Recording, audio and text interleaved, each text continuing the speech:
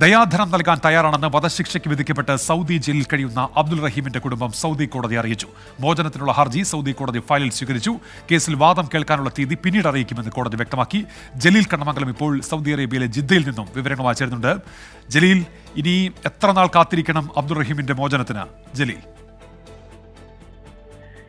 ഉന്മേഷ്, വധശിക്ഷയ്ക്ക് വിധിക്കപ്പെട്ട് റിയാദ് ജയിലിൽ കഴിയുന്ന അബ്ദുറഹീമിന്റെ മോചനത്തിനുള്ള വളരെ പ്രധാനപ്പെട്ട നീക്കമാണ് ഇന്ന് നടന്നത്. അബ്ദുറഹീമിനെ മോചിപ്പിക്കാൻ, അതായത് അബ്ദുറഹീമിന് മാപ്പ് ലഭിക്കാൻ ആവശ്യപ്പെട്ട മോചനദ്രവ്യം നൽകാൻ തയ്യാറാണ് എന്ന് അബ്ദുറഹീമിന്റെ കുടുംബം കോടതിയെ ഇന്ന് അറിയിച്ചു. ഇത് സംബന്ധമായ ഹർജി സൗദി കോടതി സ്വീകരിച്ചതായി അഭിഭാഷകൻ അറിയിച്ചിട്ടുണ്ട്. അബ്ദുറഹീമിന്റെ അഭിഭാഷകൻ ഒസാമ അബ്ദുൽ ലത്തീഫ് അൽ അൻവർ വഴിയാണ് കോടതിയിൽ ഈ ഹർജി നൽകിയത്. ഓൺലൈൻ കോടതിക്കാണ് അപേക്ഷ നൽകിയത്. ഹർജി പരിശോധിച്ച ശേഷം ഇക്കാര്യത്തിൽ വാദം കേൾക്കാനുള്ള തീയതി ഇനി കോടതി അറിയിക്കും. കോടതി അറിയിക്കുന്നതനുസരിച്ച് കേസ് ഒത്തുതീർപ്പാക്കാനുള്ള ചർച്ച കോടതിയിൽ നടക്കും. മോചനദ്രവ്യമായ 15 മില്യൺ റിയാൽ സ്വീകരിച്ച് അബ്ദുറഹീമിന് മാപ്പ് നൽകാൻ തയ്യാറാണ് എന്ന് മരിച്ച സൗദി ബാലന്റെ കുടുംബം കോടതിയെ അറിയിക്കും. തുടർന്ന് കോടതി അപ്പീലിന് സമയം അനുവദിക്കും.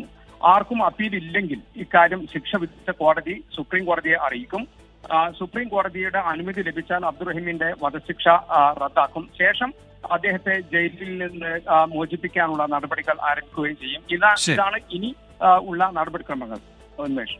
ശരി, ജലീൽ കണ്ണമംഗലമാണ് ജിദ്ദയിൽ നിന്ന് വിവരങ്ങൾ നൽകിയത്.